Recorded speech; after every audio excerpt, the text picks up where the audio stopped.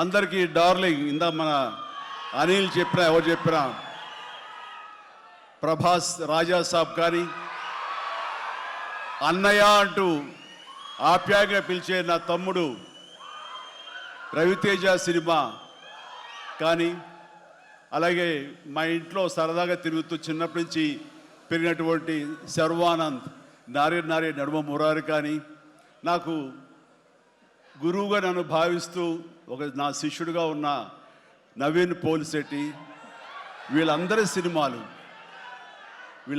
సినిమాలు కూడాను ఈ సంక్రాంతికి సూపర్ హిట్ అవ్వాలని, తద్వారా వాళ్ళకి విజయం లభించడమే కాదు, తెలుగు సినిమా పరిశ్రమకు, నిర్మాతలకు, బయ్యర్లకి వీళ్ళందరూ కూడా సుభిక్షంగా ఉన్నప్పుడే అదే నిజమైన సంక్రాంతి.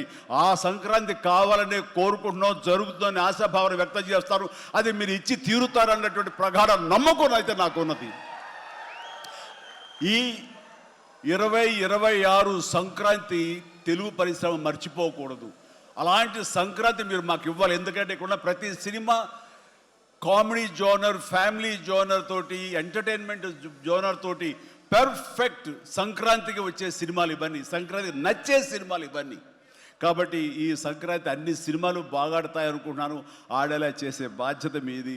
దయచేసి అన్న సినిమాల్ని థియేటర్కి వెళ్ళే చూడండి, థియేటర్లోనే ఆస్వాదించండి, అలాగే మీరు ఆశీర్వదించండి కూడా. All right.